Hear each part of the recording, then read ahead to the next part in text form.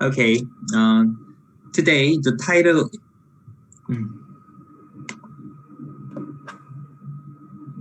Okay. Today the title is Clinical Guidelines for Successful Endodontic Surgery. I'm going to start with the terminology. Chủ đề của bài ngày hôm nay chúng ta sẽ nói về các cái guideline trên lâm sàng liên quan đến phẫu thuật nội nha, và thầy sẽ bắt đầu bằng các vấn đề liên quan đến yếu tố thuật ngữ. Okay. Endodontic surgery is a branch of dentistry that is concerned with the diagnosis and treatment of lesions of endodontic origin. And so that do not respond to conventional, traditional endodontic therapy, or it cannot be treated by conventional endodontic treatment. Trước tiên chúng ta cần hiểu là phẫu thuật nội nha là gì. Thì đây là một cái chuyên ngành nhỏ trong nha khoa và nó liên quan đến những vấn đề về chẩn đoán cũng như là điều trị những cái tổn thương liên quan đến nội nha mà có bắt nguồn từ nội nha, nhưng nó lại không thể điều trị bởi những cái điều trị nội nha thông thường, hoặc là nó không đáp ứng, hoặc là nó không có thể điều trị được bằng những cái phương pháp điều trị nội nha thông thường, thì khi đó chúng ta sẽ phải cần sử dụng đến cái phẫu thuật nội nha. I'm gonna talk a little bit about the terminology about endodontic surgery. I'm not sure which terminology do you use. Bây giờ ta sẽ nói một chút về yếu tố thuật ngữ, bởi vì là thầy cũng không chắc rằng chúng ta đã sử dụng hiện tại là chúng ta đang sử dụng cái thuật ngữ nào để nói về cái vấn đề phẫu thuật nội nha này một cách đầy đủ nhất. Many dentists use apicoectomy for express the endodontic surgery, but I don't think it's correct. Có rất là nhiều bác sĩ thì sử dụng cái từ này, vì cái này nó liên quan đến tiếng Anh một chút, nó gọi dịch tạm ra nó là một cái phẫu thuật cắt chóp. Thì thầy không nghĩ rằng cái từ apicoectomy này nó là một từ có thể diễn đạt đầy đủ được cái ý nghĩa của cái việc mà chúng ta muốn diễn tả là từ phẫu thuật nội nha. Because apical is a root tip and the ectomy is cut out, so it just means that cutting out root tip. Thì cái từ này nó gồm có hai từ.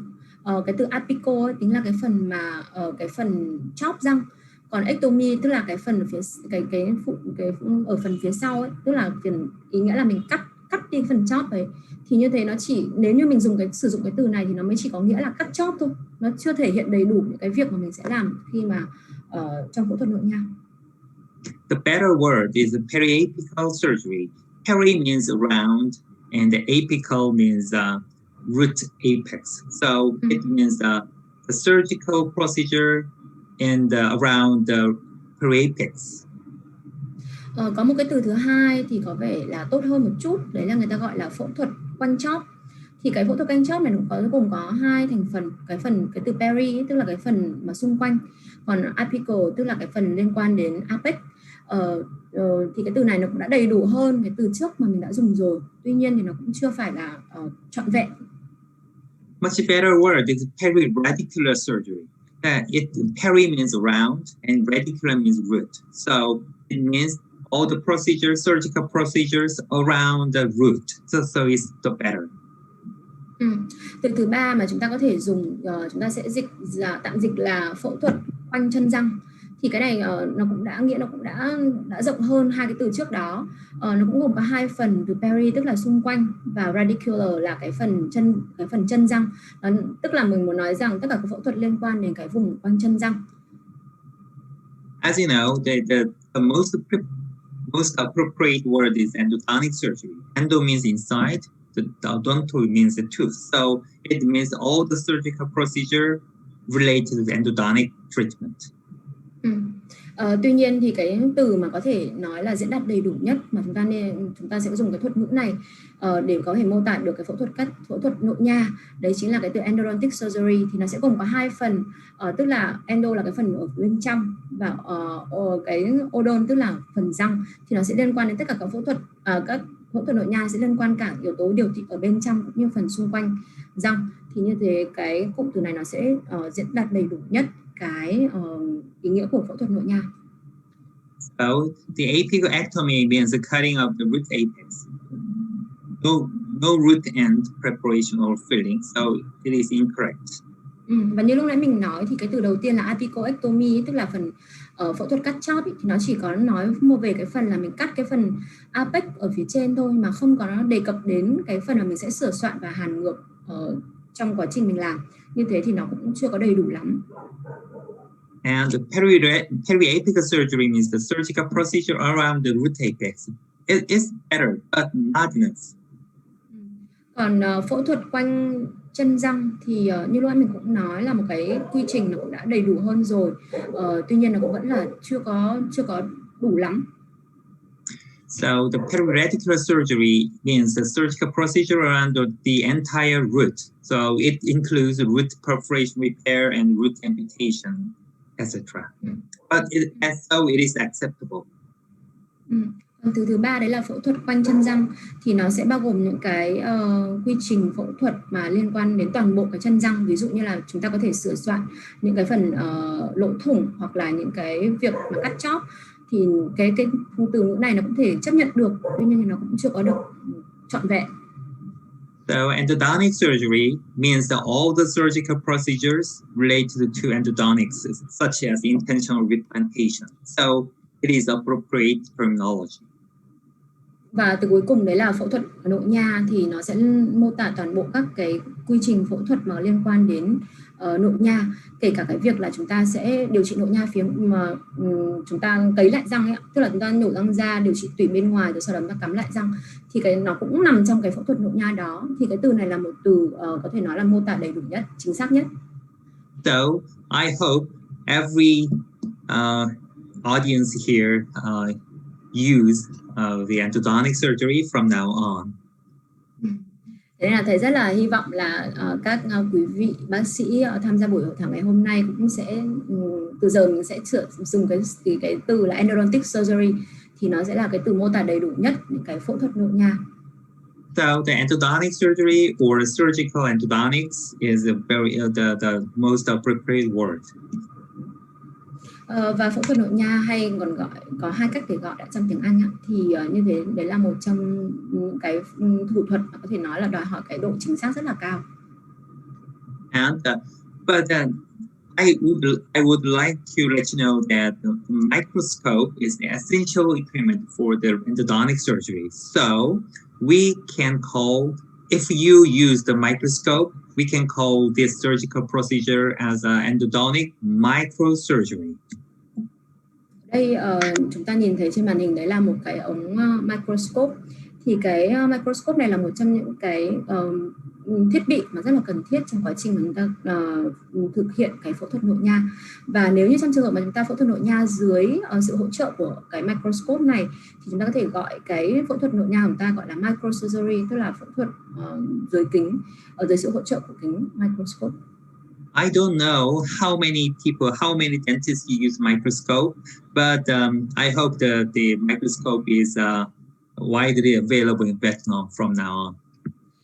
Thầy không biết rằng là ở đây có bao nhiêu quý vị bác sĩ đã sử dụng cái microscope này. Tuy nhiên thầy cũng rất là hy vọng rằng cái việc sử dụng kính nó sẽ càng ngày càng phổ biến hơn ở khi các bác sĩ thực hành cái phẫu thuật nội nha này ở Việt Nam. So from now on, I'm gonna show you the indications of the endodontic microsurgery. It includes retrievable materials, procedural accidents, and diagnosis of root fracture. Bây giờ chúng ta sẽ đi nói đến các cái chỉ định trong của những cái điều trị của cái phẫu thuật nội nha này, thì nó sẽ bao gồm đầu tiên đấy là những cái vật liệu mà chúng ta không thể nào lấy bỏ được bằng những phương pháp thông thường. Thứ hai là những cái phương pháp điều trị. Can you back please? Yeah. Hoặc là những cái vấn đề có tai biến có thể xảy ra trong quá trình điều trị, hoặc thứ ba đấy là những cái chẩn đoán về những cái chẩn đoán do nứt gãy chân răng. Yes. Okay, if you take a look at this X-ray, you can see some radio pack material beyond the root apex. Ở đây nếu chúng ta nhìn cái đầu tiên là chúng ta sẽ nhìn ở trên phim chụp cận chóp này, ở vị trí răng cửa sẽ thấy có một cái phần cản quang rất là lớn ở vùng chóp. và nó liên quan đến cái vật liệu mà chúng ta không thể lấy bỏ được. And there is a periapic inflammation as well.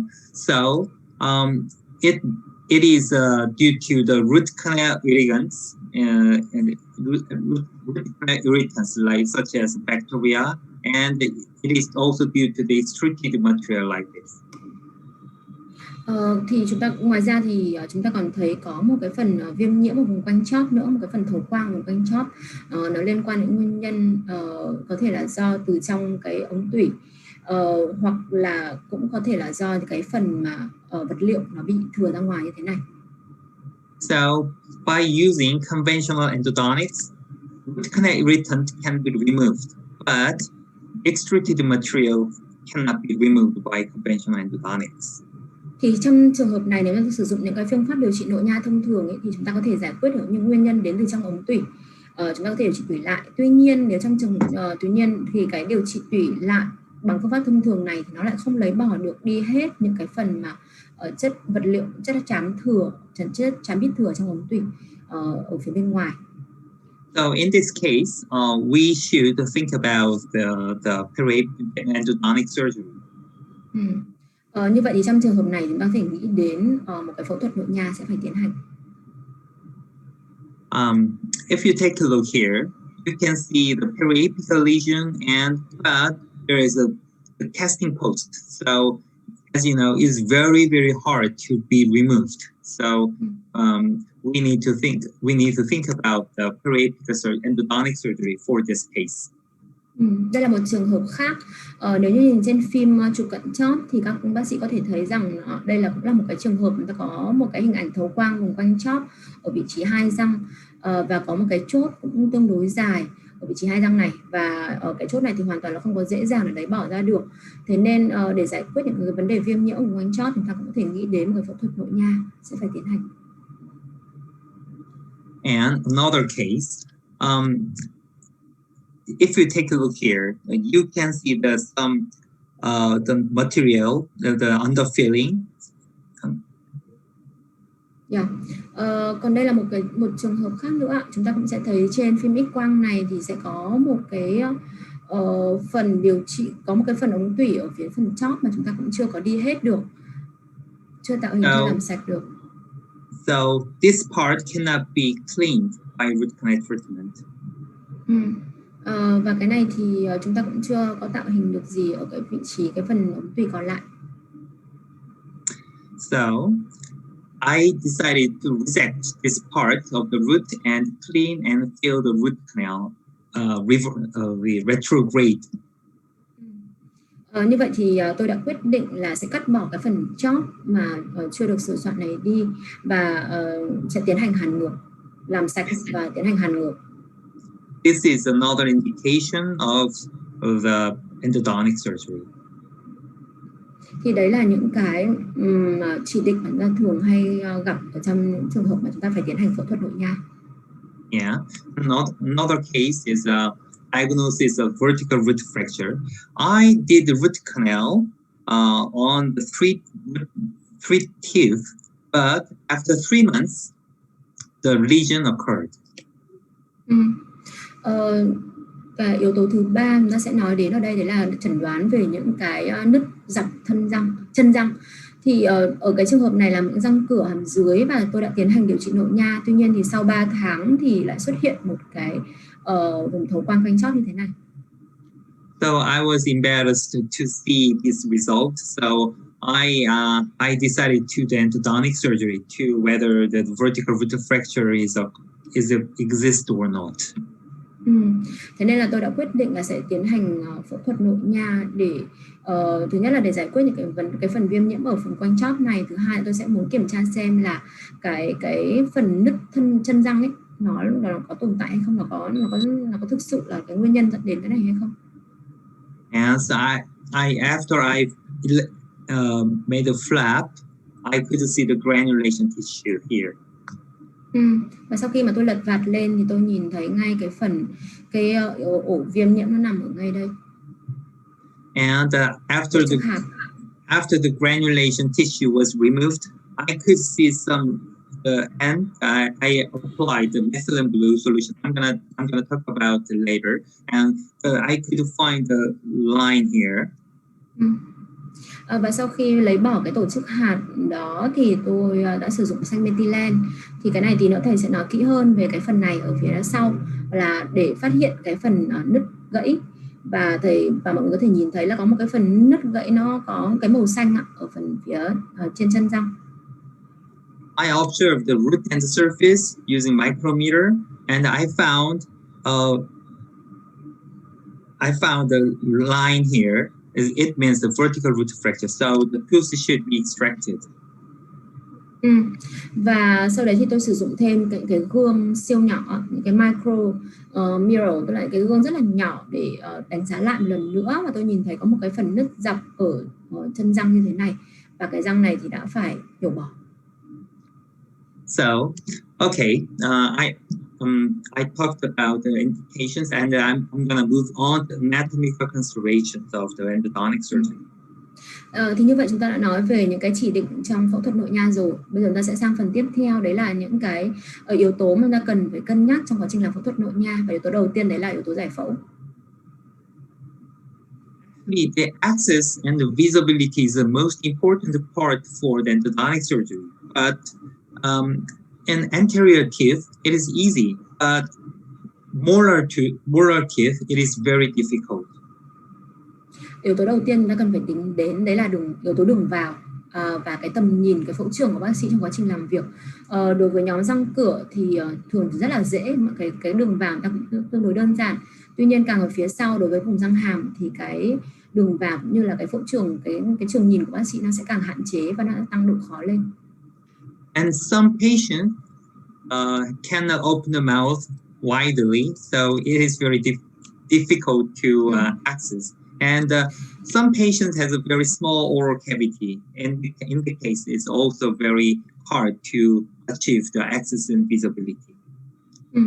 Chưa kể đến là có một số bệnh nhân thì họ không thể há miệng quá to trong quá trình mình làm phẫu thuật, và có một số bệnh nhân thì miệng của họ lại tương đối nhỏ nữa. Thì như vậy thì nó sẽ ảnh hưởng rất là nhiều đến cái quá trình mà khi mình làm phẫu thuật nội nha.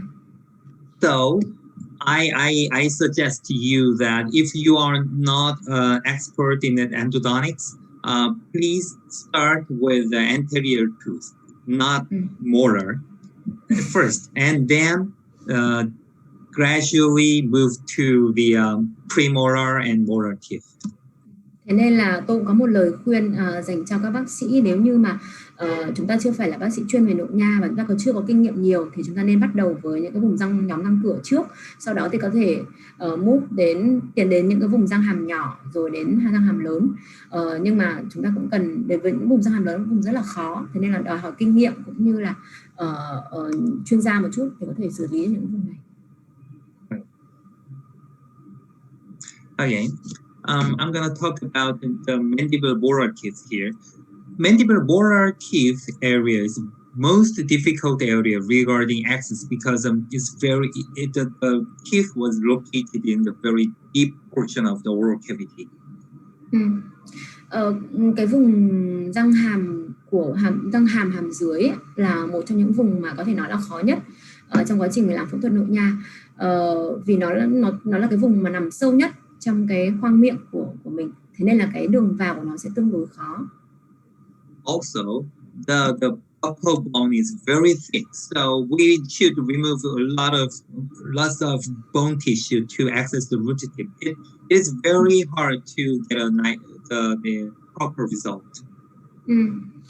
Chưa kể đến là cái phần xương ở đây, cái xương bản ngoài ấy, nó cũng rất là dày.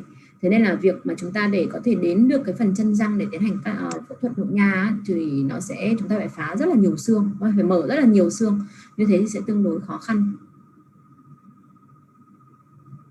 Maxillary posterior teeth is also very difficult because of the maxillary sinus. Còn đối vùng hàm trên răng hàm trên ở phía sau á, thì nó có một cái khó khăn khi mà ta làm phẫu thuật nội nha ở đây, đấy là cái phần xoang hàm ở hàm trên. The roots of the maxillary molar located very close to the sinus. If you take a look at this right picture, you can see the sinus floor of the sinus is very close to the root, even the furcation area. Chúng ta biết rằng là cái phần răng hàm trên ý, thì nó khá là sát với cả cái xoang hàm trên, và ví dụ như ở trong cái hình này chúng ta nhìn thấy rằng cái phần chân răng hàm trên thì nó gần như là sát với cái sàn xoang, và cái sàn của xoang thậm chí là rất là gần với cái phần chia ở phần chân răng. Thế nên là chúng ta sẽ phải lưu ý đến cái chút cấu trúc này trong quá trình mà làm phẫu thuật. Oh, okay. So I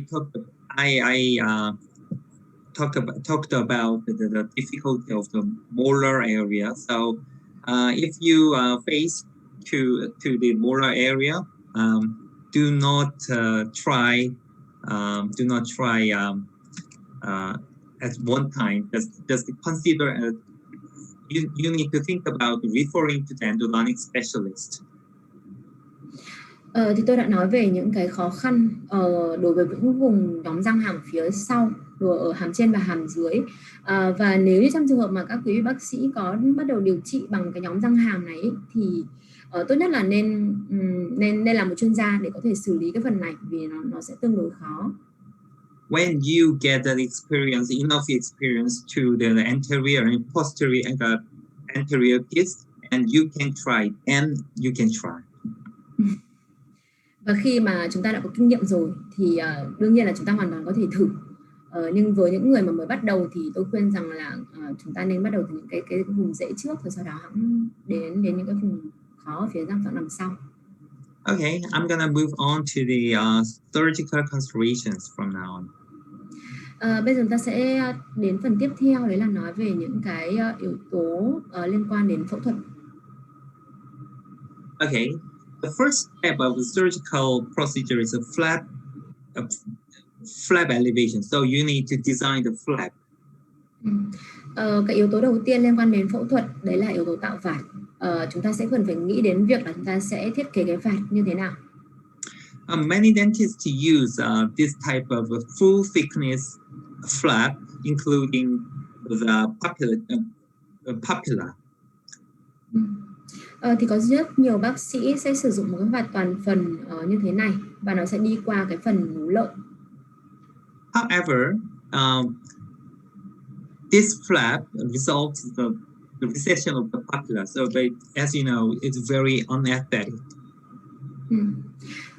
Và cái vấn đề mà khi chúng ta tạo những cái vạt như thế này thì có một cái mà chúng ta thường hay gặp sau phẫu thuật, đấy là chúng ta sẽ bị tụt lợi, và như thế thì nó sẽ rất là không ảnh hưởng đến thẩm mỹ, đặc biệt là những vùng răng trước.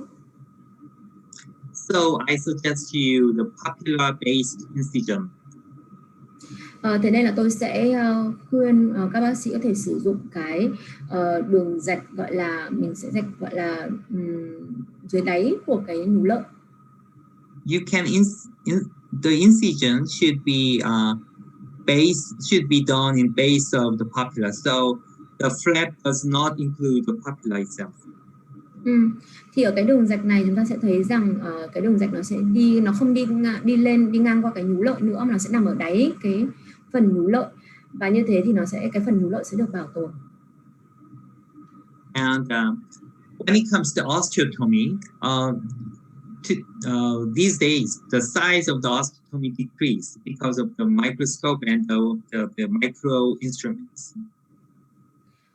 Thì cái việc mà vấn đề mà mở xương thì chúng ta thấy rằng là bây giờ chúng ta đã có rất là nhiều các cái dụng cụ có thể sử dụng được. Chúng ta có những cái dụng cụ rất là nhỏ để có thể tiến hành cái phẫu thuật.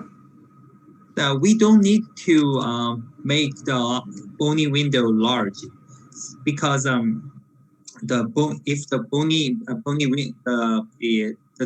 amount of osteotomy increased, the healing rate decreased. Chúng ta hoàn toàn có thể mở những cái cửa sổ xương, không cần thiết phải quá to. Và với những cái hỗ trợ của những cái dụng cụ này thì cái việc mở cửa sổ xương hoàn toàn là không quá khó khăn nữa. Và chúng ta biết rằng nếu như cái kích thước của cửa sổ xương nó càng lớn thì cái quá trình lành thương nó sẽ càng chậm.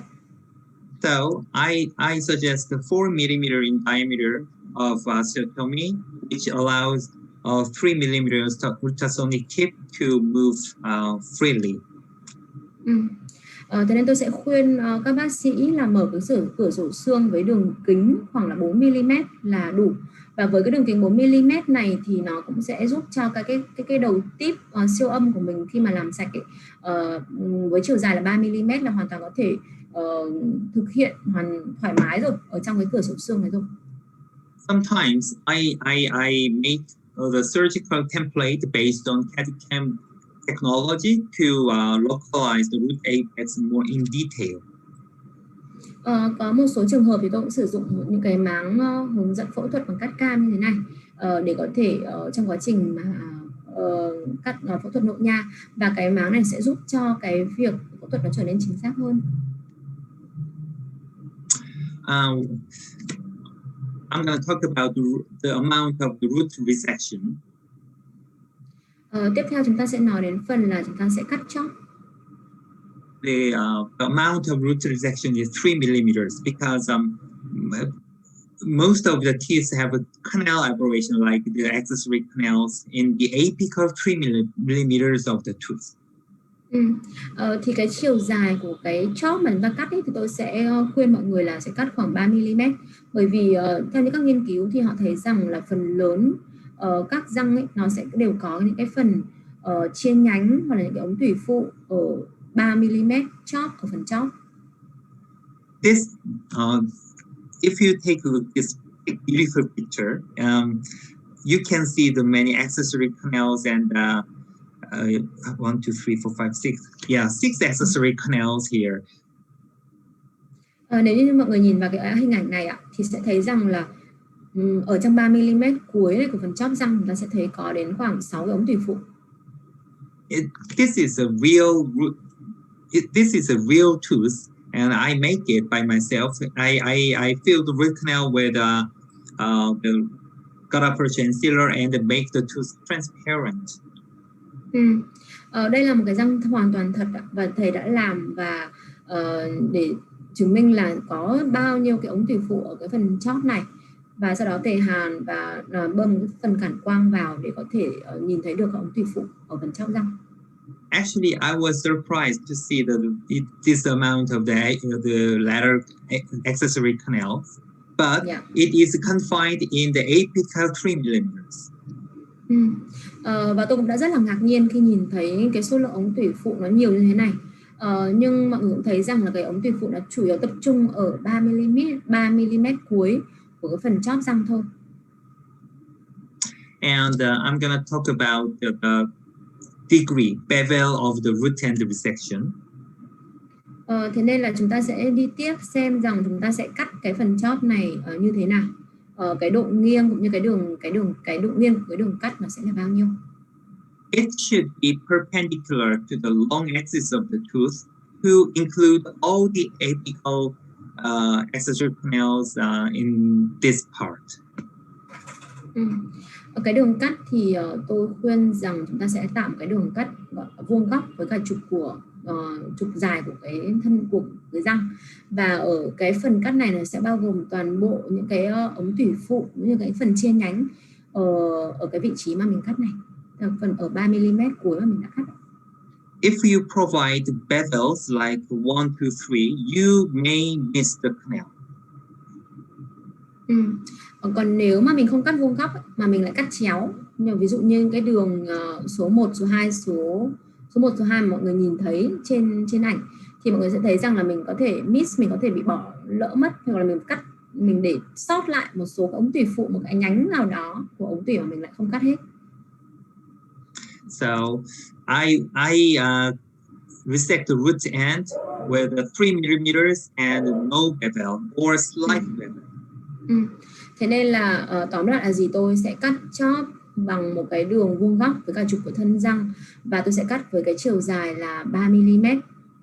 Hoặc là có thể tôi sẽ tạo một cái đường cắt vát, nhưng mà vát rất là nhẹ thôi, khoảng từ 0 đến 10 độ thôi, nhưng gần như là vuông góc với cả trục của thân răng.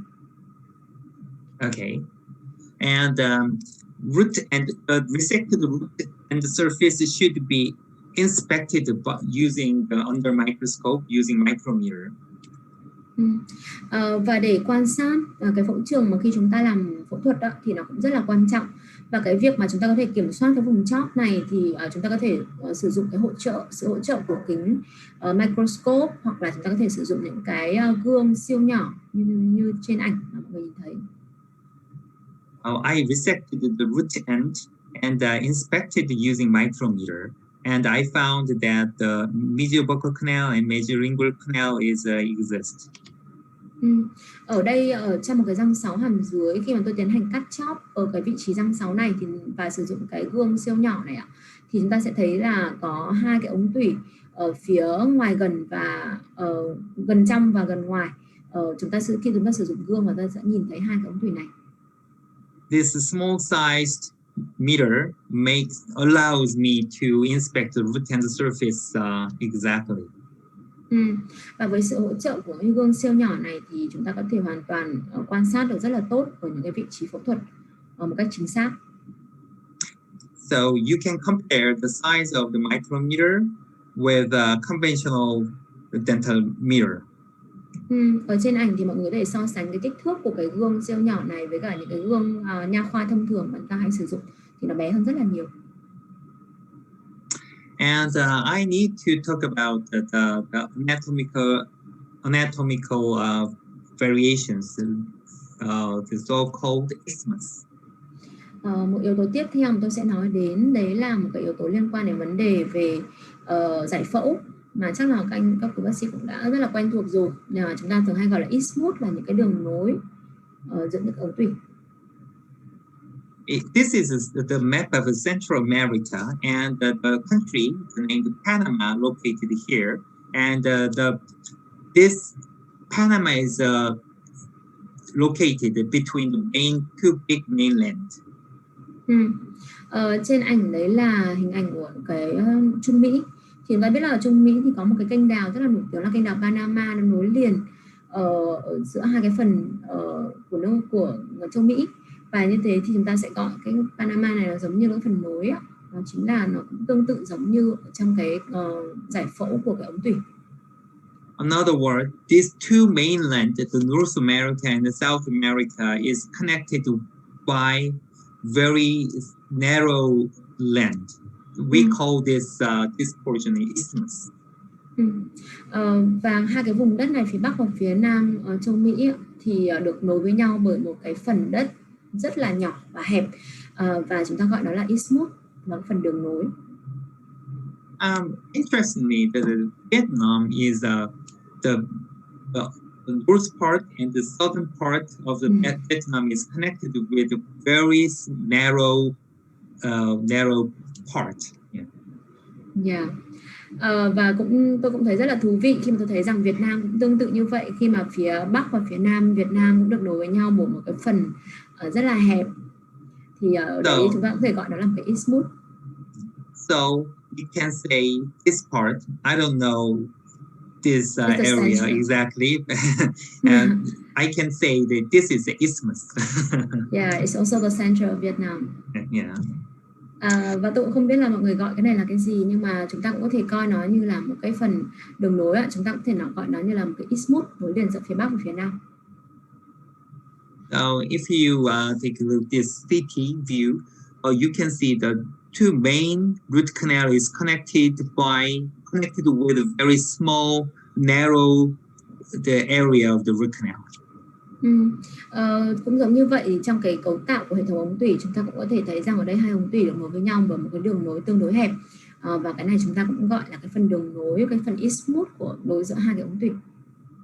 So I think all the audience understand the definition of the isthmus. Như vậy thì mọi người thấy chắc rằng là tất cả các quý vị ở đây cũng đã hiểu được cái định nghĩa về thế nào là isthmus rồi. Okay, but isthmus is very narrow anatomical variations, so it is very hard to identify. Isthmus như chúng ta vừa nói là một cái phần đường nối rất là hẹp và rất là nhỏ, và đôi lúc là trên lâm sàng chúng ta rất là khó để có thể phát hiện ra được. So the better identification of the small anatomical variations, including isthmus, missing canals, and cracks, I use methylene blue.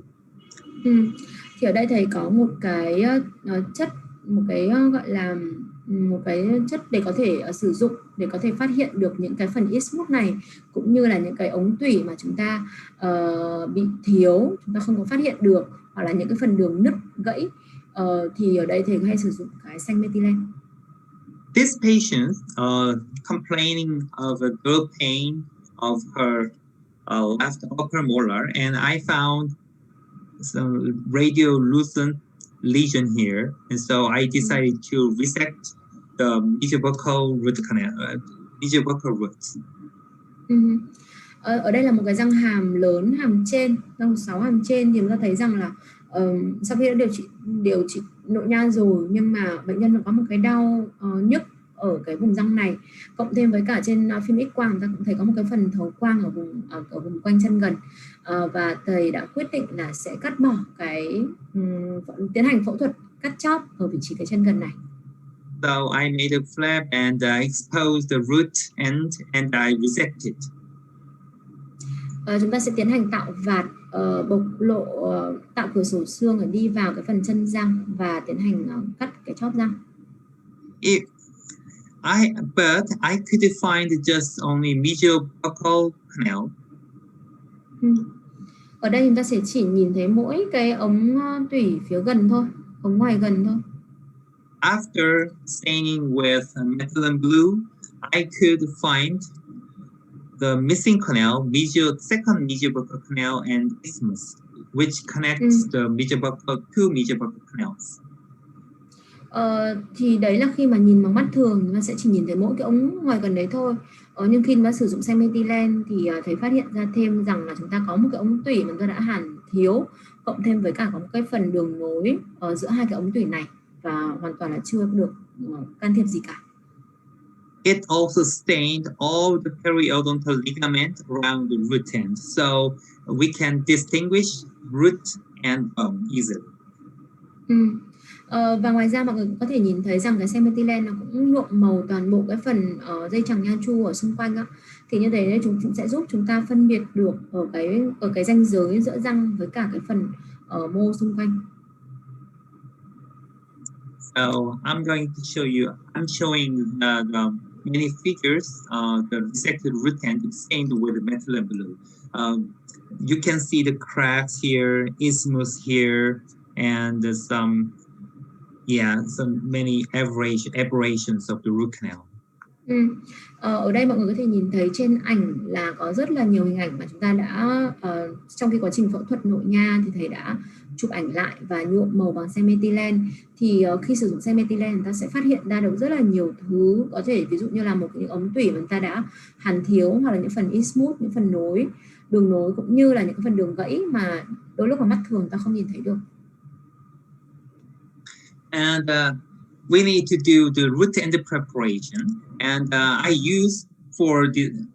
use ultrasonic instrument for the purpose. Như vậy thì chúng ta đã tiến hành cắt chóp rồi. Công đoạn tiếp theo chúng ta sẽ phải làm đấy là chúng ta phải sửa soạn cái phần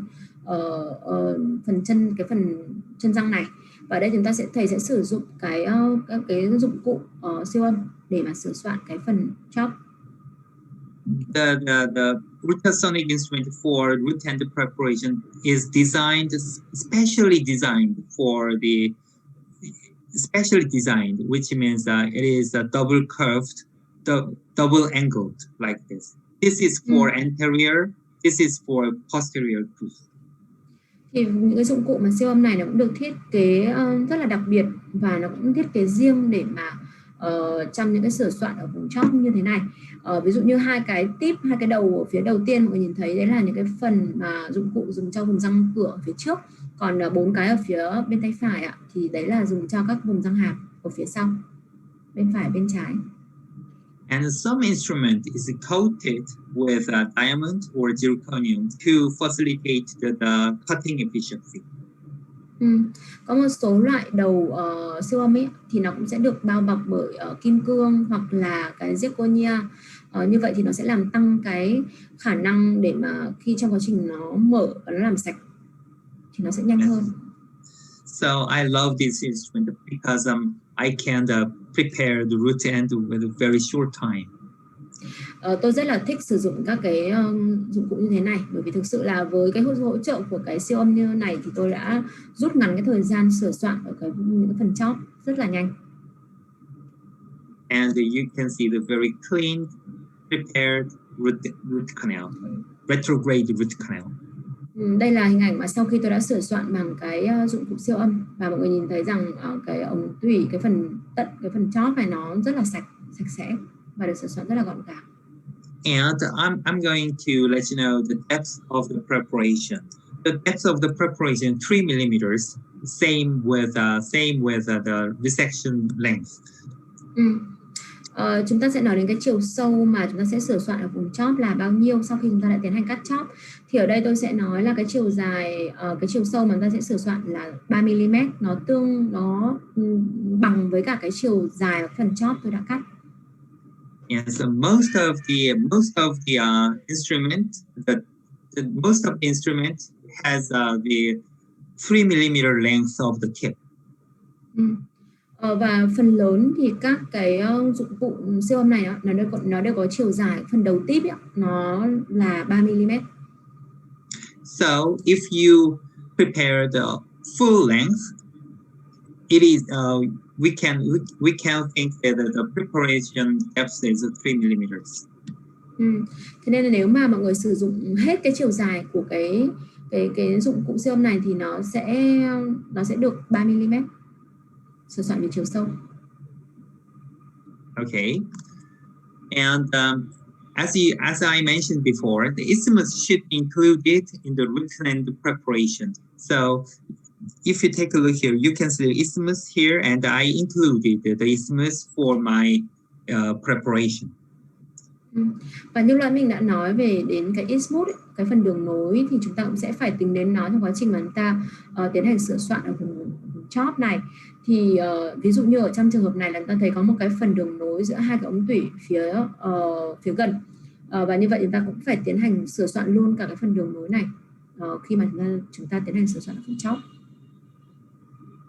Okay, and I need to talk about the filling material, root and the filling material.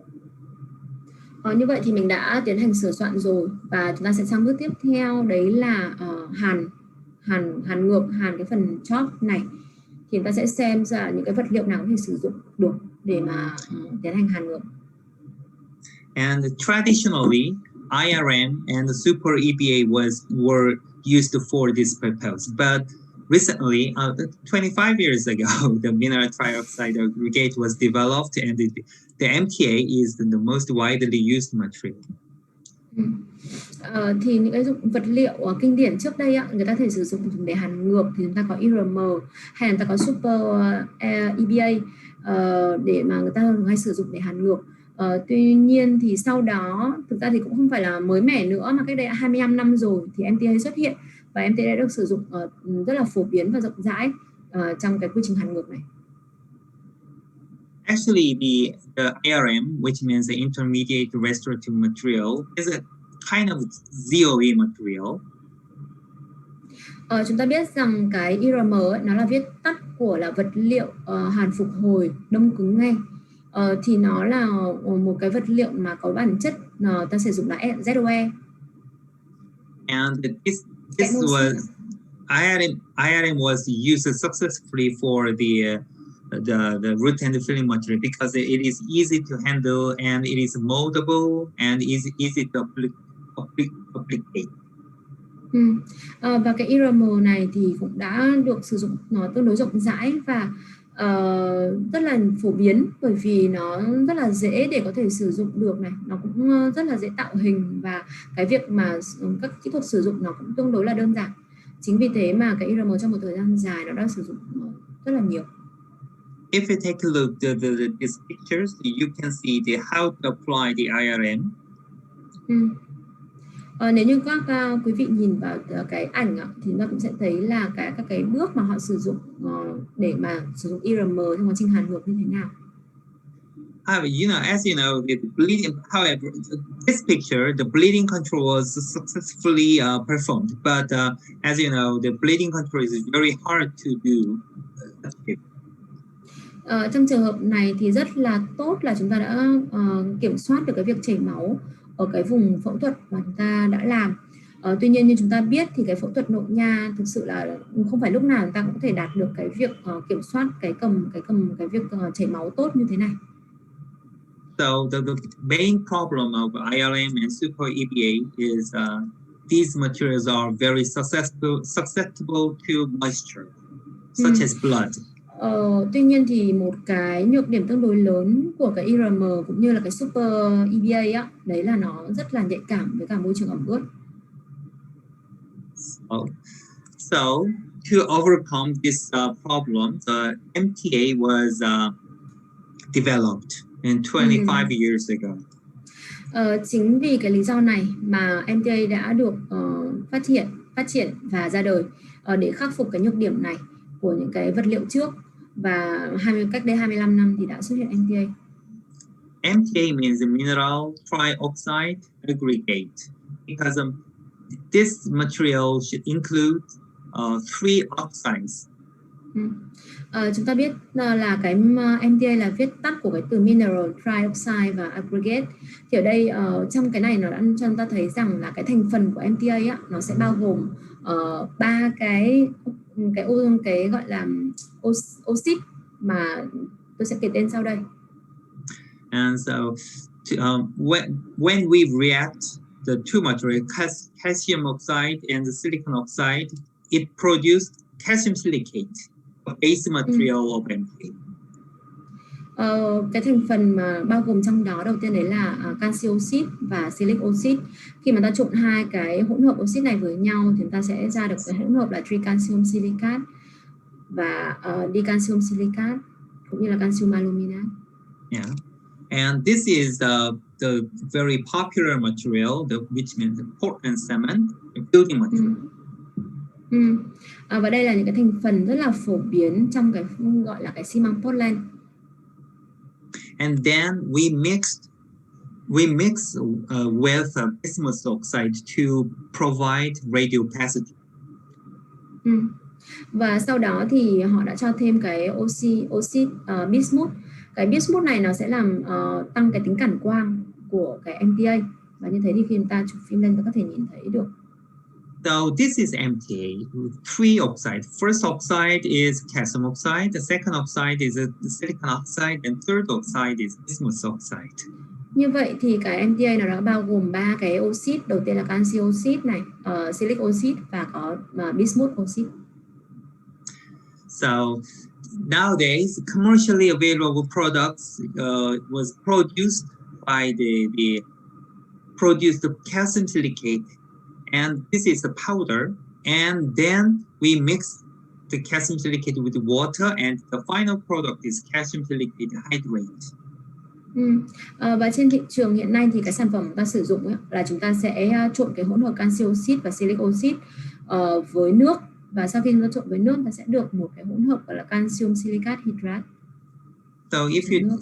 So the main point is that the calcium silicate should be mixed with the water. So it requires water to be set. So it is not susceptible to moisture. Và cái key ở đây là gì? Đấy là để mà active cái sản phẩm này á, cái bột này là nó phải trộn với nước, và như thế rõ ràng là cái sản phẩm này nó cần có nước để mà nó xảy ra cái quá trình đông cứng. Như vậy thì rõ ràng là cái sản phẩm của chúng ta nó hoàn toàn là nó có thể hoạt động trong môi trường ẩm ướt được. But I don't mean that the materials can be contaminated with blood. So blood contamination should be avoided. Nhưng điều đấy không có nghĩa là khi chúng ta sử dụng cái MTA này mà chúng ta lại để máu nó có thể tràn vào trong cái phần mà cái phần MTA mà chúng ta sử dụng, mà máu vẫn nên là tránh ra, bởi vì như thế nó cũng sẽ ảnh hưởng đến cái chất lượng của cái miếng trám ngược. So the first product is ProRoot, and the ProRoot is the most well-known MTA of the last 25 years. Cái sản phẩm đầu tiên ra đời mà cũng đã rất là phổ biến đấy là chúng ta có ProRoot MTA, ra đời cách đây 25 năm. But the main disadvantage of a route is long setting time. It takes about 3 hours. Tuy nhiên nhược điểm lớn nhất của cái sản phẩm ProRoot này đấy là cái thời gian đông cứng nó tương đối nhanh, nó mất phải tầm 3 tiếng để có thể đông cứng hoàn toàn. In 2011, the Marucci produced endosome MTA, developed the endosome MTA to overcome the long setting time. It shows very quick setting time. Và từ năm 2011 thì hãng Marucci đã sản xuất ra một cái loại MTA, đó chính là endosome MTA, để khắc phục cái nhược điểm của cái loại MTA trước đó, đây là thời gian đông cứng quá lâu, thì cái endosome này nó đã khắc phục được cái thời gian đông cứng này và có cái thời gian nó tương đối nhanh. And this for root end filling, endosome MTA is good, but it contains, like the ProRoot, it contains bismuth oxide as a radio pacifier, so it induced the tooth discoloration. So I recommend you to use the endosome zirconia for the vital pulse therapy of the anterior teeth. Cái ProRoot, cái endosome MTA á, thì nếu mà các quý vị dùng để hàn ngược thì nó rất là tốt. Tuy nhiên thì giống như cái ProRoot MTA thì nó lại có thành phần bismuth và nó lại gây đổi màu răng. Thế nên là nếu trong trường hợp mà ta sử dụng cho những vùng răng trước ấy, thì tôi khuyên rằng là mọi người có thể sử dụng cái endosome mà có zirconium, thì cái phần này nó sẽ có thể là trong những biện pháp mà che tủy, đặc biệt là vùng răng trước, thì nó sẽ tránh cho cái việc là sẽ bị đổi màu răng. So, endosome MTA, all the MTA shows very good biocompatibility. So I did many researches, and many researchers did research very, including me, did the research like this. Tất cả các loại MTA thì chúng ta biết rằng nó đều có cái tương hợp sinh học rất là tốt. Và các nghiên cứu thì cũng đã chỉ ra rất là nhiều, đã có rất là nhiều nghiên cứu, và bao gồm cả tôi cũng làm những cái rất là nhiều nghiên cứu về cái MTA này. So I'm showing the endosome MTA was research. The many researches are done for endosome MTA, so it makes endosome MTA reliable. I'm gonna skip the contents of the article. Okay. Và mọi người có thể nhìn thấy trên hình là thầy ví dụ ra một số các cái bài báo để chứng minh cho mọi người thấy rằng cái endosome MTA này nó cũng đã được nghiên cứu và chứng minh cái hiệu quả của nó rất là nhiều từ trước đến giờ, và thầy cũng có thể gửi cho mọi người các cái bài báo này nếu như mà quý vị yêu cầu. Okay, so I'm gonna let you know the method of the application of MTA into the root and cavity. Như vậy chúng ta sẽ sử dụng MTA như thế nào trong quá trình mà chúng ta sẽ hàn ngược. So I love this manual carrier. This consists of the Teflon sleeve and plugger here, and so it's similar with the amalgam plugger. And so when we fill the MTA here, and then if we push here, and the material can be inserted in the root and the cavity. Đây là một cái dụng cụ mà tôi rất là thích sử dụng khi mà trong quá trình hàn ngược, bởi vì nó sẽ có một cái đầu tip bằng Teflon, và nó sẽ làm cái giống như cái plugger ấy, như cái cây hàn amalgam ấy, và mọi người có thể đưa cái chất hàn vào trong cái phần đầu tip này, và sau đó thì ấn và để đưa vào trong cái vị trí mà chúng ta hàn ngược. So I'm going to show you how to mix the MTA. MTA powder is 300 milligram, and I recommend you use the 0.122 or 0.15 cc of water. Thì bây giờ tôi sẽ cho mọi người thấy xem là cái việc trộn endosome MTA nó sẽ diễn ra như thế nào. Ở đây tôi khuyến cáo cái tỷ lệ đấy là chúng ta sẽ dùng bột là 300 mg với trộn với khoảng 0,12 đến 0,15 cc nước.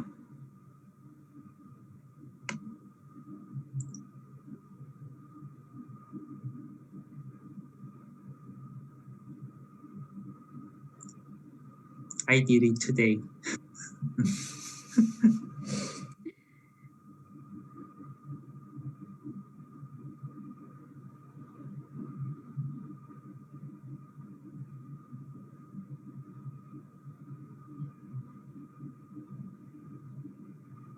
Done. Then Như vậy thì là chúng ta đã trộn xong cái MTA rồi. Và sau đó and then this is the video to insert the MTA into the Teflon sleeve.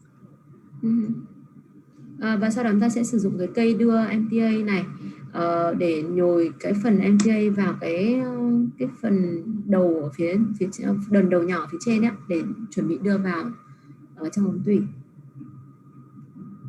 So I'm gonna show you the clinical case with a movie clip, the video clip. Như vậy bây giờ chúng ta để mọi người quý vị có thể hiểu rõ hơn thì chúng ta sẽ xem một số các cây lâm sàng sau và thầy sẽ chiếu một số cái video clip để mọi người có thể hình dung ra rõ hơn về cái quy trình mà phẫu thuật nội nha. A young female patient was presented with a dull pain on upper anterior teeth. Đây là một bệnh nhân nữ rất là trẻ và bệnh nhân có một cái đau rất là kéo dài ở vị trí cái vùng răng cửa phía trước. The left central incisor was response to palpation and percussion. Và vị trí răng 21 này thì chúng ta thấy là bệnh nhân có nhạy cảm với gõ cũng như là nhạy cảm với sờ và bệnh nhân cũng đau. And I could see the periapical lesion here, and I think the periapical surgery, the endodontic surgery was done previously. Và khi tôi nhìn trên phim X quang thì tôi nhìn thấy có một cái vùng thấu quang ở vùng quanh chóp, và cái phần chân răng có vẻ như là trước đây bệnh nhân đã từng được tiến hành phẫu thuật nội nha rồi một lần rồi. In this case, as you I'm sorry. This case, the conventional endodontic treatment is impossible to remove this, to manage this, the root and filling material. So I planned endodontic surgery. Thì trong trường hợp này chúng ta sử dụng các cái điều trị nội nha thông thường. Và trước đây thì tôi sợ rằng là cũng không có lấy bỏ được cái phần chất hàn thừa ở cái vùng chóp răng. Thế nên là tôi nghĩ đến cái việc là tôi sẽ tiến hành phẫu thuật nội nha. After flap elevation, I exposed the root end, and I'm doing the root end resection here. Sau khi mà tôi lật vạt và tôi bộc lộ cái phần chóp răng và bắt đầu tiến hành cắt chóp.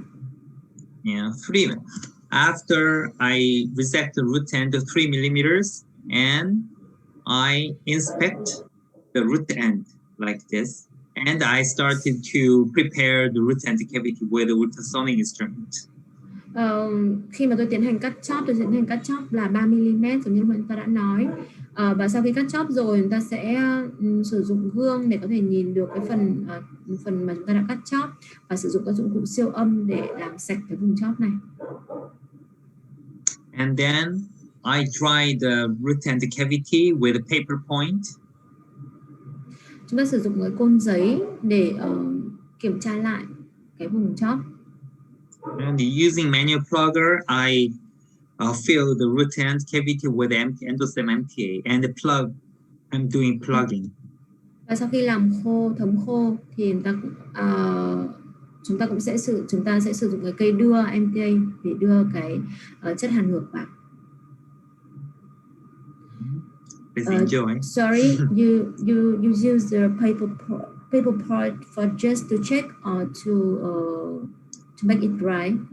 Yeah, just to remove the excess water. Okay, so you will let it to maybe do we need to make it dry? Yeah, but just to remove the excess water, but it's not mandatory. No problem. Okay. Tức là chúng ta sử dụng cái côn giấy là để lấy bỏ đi những cái phần nước còn thừa ở trong cái ống tủy, nhưng cũng không nhất thiết là phải làm quá khô. Cái đấy nó cũng không quan trọng lắm.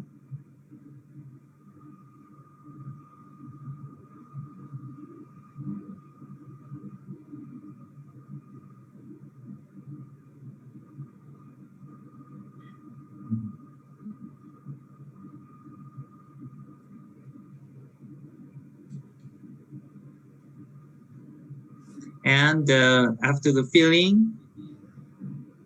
rub with a moistened cotton like this. Và sau khi mình đã hàn kín vào cái phần chóp đấy rồi, hàn ngược xong rồi thì mình sẽ sử dụng một cái bông ẩm để mà làm sạch cái phần chất hàn thừa. And the final verification was done using micrometer. Và sau đó kiểm tra lại bằng một cái gương nhỏ. This is the result. Và đây là kết quả. And the second case, young female patient was presented with dull pain on lower posterior kiss area. Đây là một cây lâm sàng thứ hai. Chúng ta thấy rằng đây là một cái răng hàm ở hàm dưới, răng 46, và bệnh nhân có một cái đau kéo dài ở vị trí răng này. The right mandibular first molar was response to percussion, and we can see the periapical lesion. So I diagnosed the chronic periapical abscess. Và chúng ta thấy rằng trên lâm sàng thì bệnh nhân có nhạy cảm với gõ, và khi trên phim cận chóp chúng ta thấy rằng cũng có một cái phùng thấu quang ở vùng quanh chóp, và bệnh nhân có một cái áp xe mãn tính. And so I decided to do conventional endodontic treatment first. Và tôi đã quyết định là sẽ thực hiện một cái điều trị nội nha thông thường trước đã. When I tried to negotiate, I found the unnegotiable ledge in the apical area. Và khi mà tôi thử điều trị nội nha bằng phương pháp thông thường và đưa file vào thì tôi thấy rằng có phát hiện ra một cái phần ống tủy nó cũng đã bị đi lạc đường, và nó rất là khó để có thể sửa chữa được cái này. So I decided to do endodontic surgery for the tooth, and before that I filled the root canal. Chính vì thế mà tôi đã quyết định là sẽ phẫu thuật nội nha cho cái răng này. Nhưng đương nhiên là trước đó thì tôi sẽ hàn kín cái ống tủy trước đã.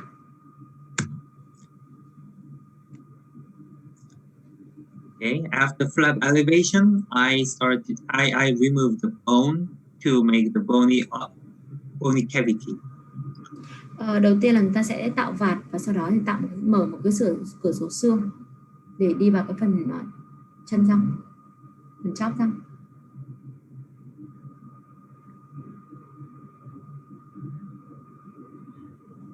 And then I resect the root end for 2 to 3 millimeters.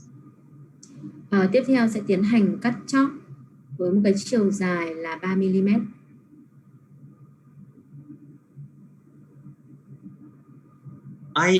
And then I inspect the root end surface using micrometer. Tiếp theo sử dụng một cái gương siêu nhỏ để mà kiểm soát lại cái vùng chóp sau khi đã cắt. And I'm preparing the root end cavity. Sửa soạn cái phần chóp này bằng một cái dụng cụ siêu âm.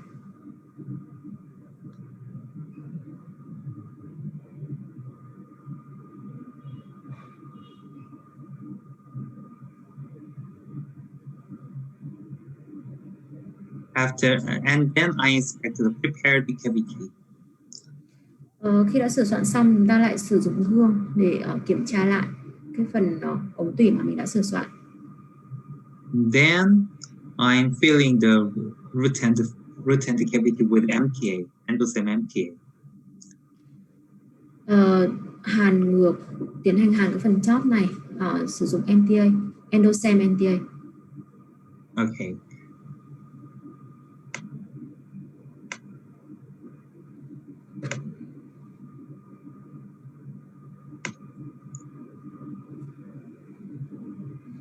And then I check the filled root end cavity.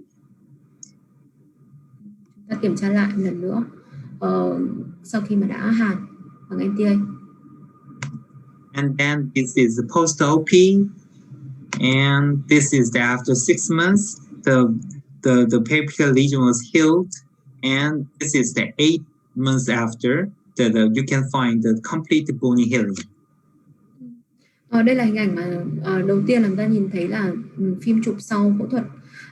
Ảnh thứ hai đấy là kết quả sau 6 tháng thì cái vùng mà quanh chóp nó đã được liền thương tương đối tốt rồi, và đến sau 8 tháng thì cái phần này nó hoàn toàn đã được liền thương. And this is the last case. The female, the middle-aged female patient is presented with a low pain as well, and I could see the periapical lesion on the visual root. Đây là cái ca lâm sàng cuối cùng. Thì đây là một cái ca ở vị trí cái răng hàm lớn hàm trên. Bệnh nhân cũng có một cái đau kéo dài ở vị trí răng này. Và khi trên phim X quang thì chúng ta cũng sẽ thấy là ở vị trí này đã được cái răng này đã được chắn bít ống tủy hết rồi. Tuy nhiên thì vẫn có một cái vùng thấu quang ở phía chân gần. To the CT scan and the combium CT scan, and I found that there is a missing canal here. Chúng ta thấy, và trên phim CT thì chúng ta thấy rằng là có một cái ống tủy bị bỏ sót ở đây. So I decided to the endodontic surgery for the tooth. Nên tôi đã quyết định là phẫu thuật nội nha cho cái răng này. So after flap elevation, I exposed the root end and started to dissect the root end. Sau khi mà tạo vạt xong và mở cửa sổ xương thì chúng ta đã nhìn thấy cái phần chóp răng, và chúng ta sẽ tiến hành cắt chóp trước.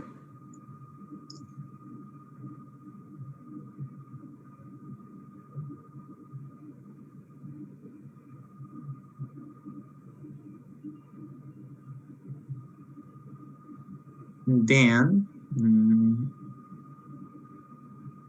the water is mandatory. Trong quá trình làm ta lưu ý là cần phải có nhiều nước rất là quan trọng. And I'm removing the granulation tissue. Và loại bỏ tất cả cái mô hạt, cái phần mô viêm ở xung quanh. And I stained with methylene blue. Sau đó sử dụng xanh methylene để nhuộm màu. And I prepared the root and the cavity, including the isthmus. Và khi nhuộm xanh methylene, chúng ta phát hiện ra một cái phần isthmus, cái đường nối ở giữa hai cái ống tủy ạ. Thế nên là khi sửa soạn, chúng ta cũng sử dụng cái phần đầu siêu âm để sửa soạn luôn cả cái phần isthmus này. Yeah, and it filled the cavity with MTA. Và sau đó thì hàn cái ống tủy lại bằng MTA. And this is post-op, and after 1 month, the bony healing occurred. Đây là ảnh chụp sau phẫu thuật, là cái ảnh đầu tiên mọi người nhìn thấy, và cái ảnh số 2 đấy là hình ảnh chụp sau 1 tháng, và chúng ta đã nhìn thấy là cái phần quanh chóp nó đã gần như là đã liền thương tương đối tốt rồi. Yeah, so in conclusion, I would like to summarize to showing the things we need to consider. Vâng, như vậy thì để tóm lại thì chúng ta sẽ thấy là có những cái yếu tố mà chúng ta cần phải tính đến trong quá trình mà tiến hành phẫu thuật nội nha như sau. So the magnification is the most important part of endodontic microsurgery. So please consider the blind microscope in your clinic. Cái yếu tố đầu tiên mà đối với tôi nó là quan trọng nhất đấy là cái sự độ phóng đại trong quá trình mà chúng ta muốn làm phẫu thuật nội nha, và đặc biệt là có sự hỗ trợ của microscope. Thế nên là nếu như mọi người muốn làm những cái kỹ thuật này thì tôi rất là khuyên là mọi người nên có một cái microscope trong quá trình mà thực hành lâm sàng. And especially the molar area, the anatomical understanding is very important because the mandibular, such as mandibular canals and maxillary sinus. Và đặc biệt là đối với vùng răng hàm, kể cả hàm trên hay hàm dưới, là những cái vùng mà khi trong quá trình phẫu thuật nó rất là khó, vì nó có nhiều cái yếu tố giải phẫu, ví dụ như là xoang hàm này, hay là những cái dây thần kinh mạch máu. Thì như thế với cái sự hỗ trợ của kính hiển vi thì như thế chúng ta cũng sẽ nhìn thấy nó tốt hơn. And the surgical skill is very important. It is the experience, the clinical experience is very important as well, because the successful result cannot be achieved without this experience and surgical skill. Yếu tố thứ hai mà tôi cũng thấy rất là quan trọng đấy chính là yếu tố kỹ năng. Và cái yếu tố trong cái này thì cái phần yếu tố kinh nghiệm nó cũng chiếm tỷ lệ tương đối cao trong cái việc mà thành công của phẫu thuật. Và đương nhiên là cái này thì nó cũng là yếu tố rất là quan trọng khi mà mọi người muốn làm phẫu thuật nội nha. And you should get information about the cutting edge technology, including the CAD cam or ultrasonic, etc. Yeah. Và mọi người cũng có thể là update thêm những cái kỹ thuật mới, ví dụ như sử dụng những cái khay CAD cam trong hướng dẫn phẫu thuật, hoặc là sử dụng những cái dụng cụ siêu âm trong cái hỗ trợ trong phẫu thuật.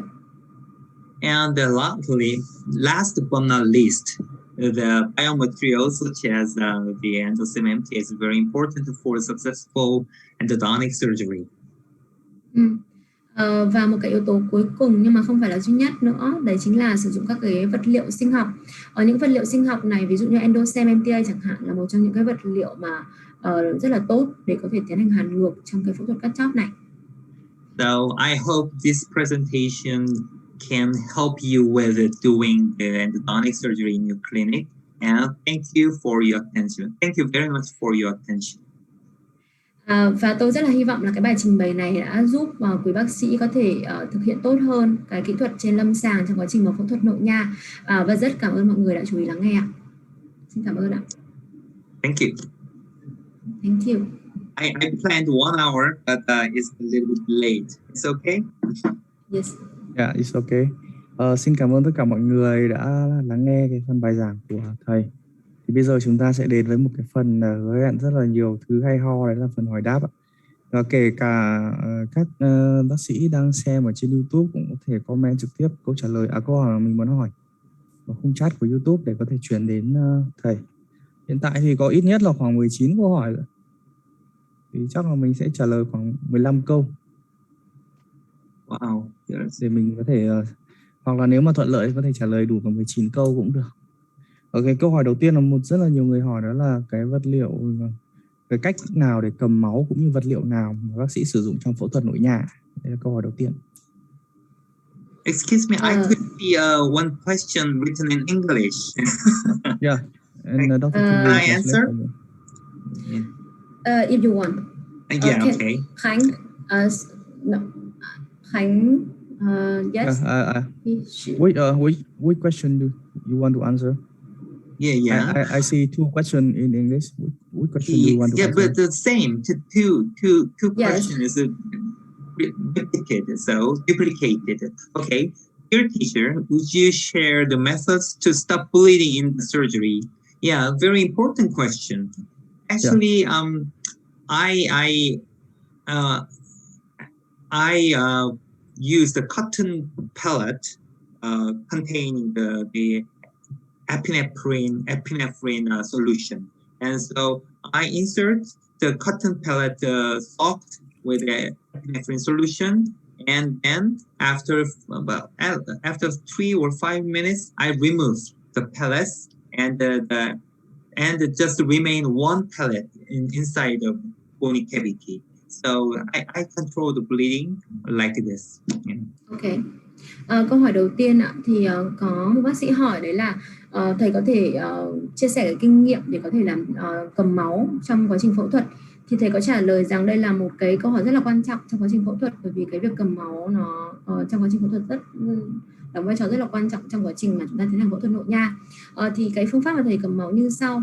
Thầy sẽ sử dụng một cái cotton pallet, tức là một cái bông mà có chứa cái epinephrine, một cái chất co mạch, và sau đó thầy nhét cái bông này vào trong cái phần cái phẫu trường của phẫu trường, và sau đó đợi khoảng 3 đến 5 phút. Sau 3 đến 5 phút thì thầy sẽ lấy bỏng nó ra. Thì đấy là cái cách thông thường mà thầy thường hay sử dụng để cầm máu. Yes. Cái câu hỏi này thì cũng rất là tình cờ là thì thầy muốn nhìn thấy một vài câu hỏi tiếng Anh nên là muốn trả lời, thì cũng tình cờ luôn là cái câu hỏi mình vừa hỏi. Thì sau đây là câu hỏi tiếp theo là nếu mà không dùng màng hướng dẫn phẫu thuật thì làm sao để xác định điểm mở xương? It's okay. I will move to the second question, Dr. Yeah, sure. Yes. So the second question is if you use the surgical tray, surgical guidance trays, if you don't use the surgical guidance trays, how can you define exactly the precision to the root end cutting in case you don't use? You mean the surgical guide? Yes. Surgical template. Oh yeah. Actually, I sometimes, honestly, I sometimes use, I seldom use the surgical template because it's very tricky to make and prepare, and so it is very tricky to apply. So, easy case, I don't use the surgical template, but it is very useful. I mean, it's very useful, but it's very tricky to prepare, and so I rely on my experience. So yeah, many cases it's very easily done where yeah you can do the you can achieve the result with your skill, just Yes, experience. of course, experience is very important, but can you share for the beginner, for example, if they don't have much experience, how can they define the precision when they Locate, you mean the root and locate? yes, Yeah, okay, collocate. okay. Yes. When I was a resident, the very master student, yeah, I had the same problem. So I put before the surgery, I put the aluminum foil to gingiva and take an X-ray. So I tried to locate the root apex. But yeah, Okay. you can try. Dạ câu hỏi ở đây là nếu trong trường hợp mà chúng ta không sử dụng mắng hướng dẫn phẫu thuật thì chúng ta có cách nào để có thể xác định được cái vị trí cắt chóp một cách chính xác tốt hơn. Thì lúc đầu thầy có nói là thực ra là thầy thì rất ít khi sử dụng cái mắng hướng dẫn phẫu thuật này. Trước đây thì có nhưng mà hiện tại là thầy thường không, bởi vì thầy thường là thầy dựa vào chủ yếu là kinh nghiệm. Tuy nhiên thì em cũng có nói là nếu những bác sĩ mà mới bắt đầu làm và chưa có kinh nghiệm nhiều thì thầy có thể chia sẻ thêm một số cái bí quyết làm thế nào để có xác định vị trí cắt chóp tốt nhau hơn. Thì thầy có nói là khi mà thầy còn là nội trú, bác sĩ nội trú đấy, thì thầy có sử dụng cái phương pháp là đặt một cái phoi nhôm.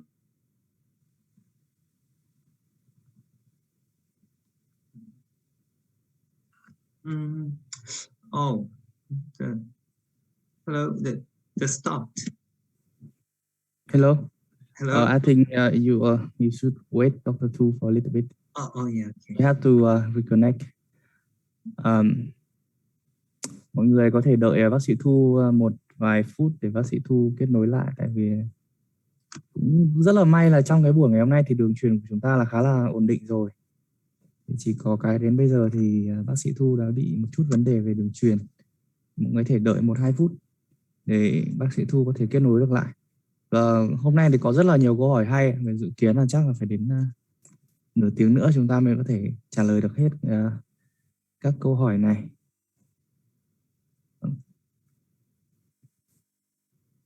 Mọi người thể đợi một chút ạ. Và trong lúc đó thì nếu mà mọi người có câu hỏi thì mọi người có thể gõ vào khung Q&A hoặc là chat trên khung chat của YouTube để có thể được gửi câu hỏi đến cho bác sĩ. Mọi người thể đợi một chút được không ạ?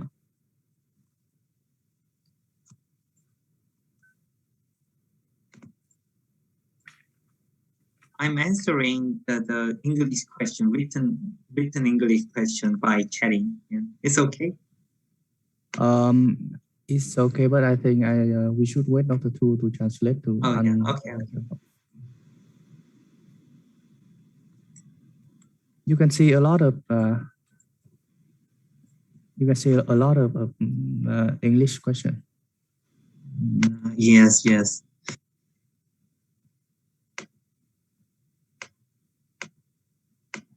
Okay, I have one more question about the bleeding control. Yeah, I regularly use hemostatic cotton with vasoconstrictor in endodontic surgery, but sometimes the blood can't be stopped. Yeah, yeah, right. So yeah, sometimes I use electric surgery, BOVI, BOVI, electric this surgical instrument, or what do you say? Electric surgery, electronic surgery? Yeah, I use the electric surgery. You So, mean the piezo surgery? Electric no, surgery? no, electric. The electric.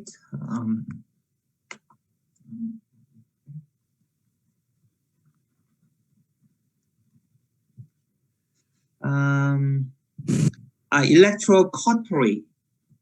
Electrocautery. Yeah, Dr. Tu is connect now. Yeah, and yeah. Can continue. Oh, sorry.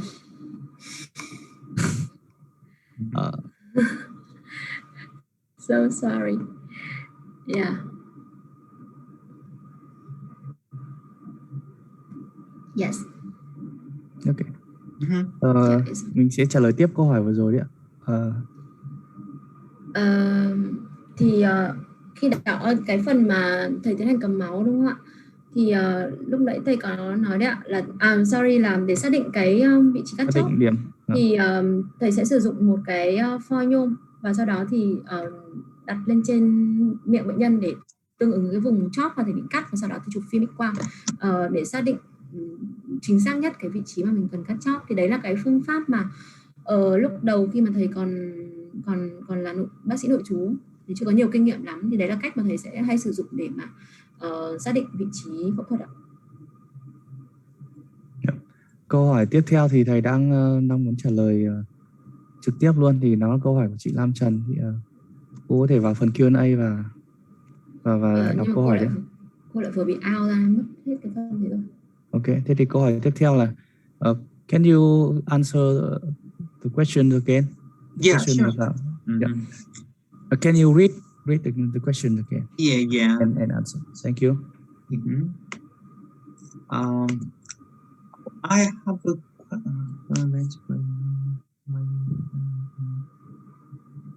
okay. It's very. I have a very important question.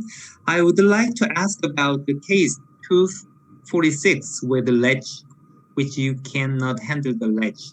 Why don't you follow up after root canal filling? Why do you decide doing the surgery immediately after endodontic treatment?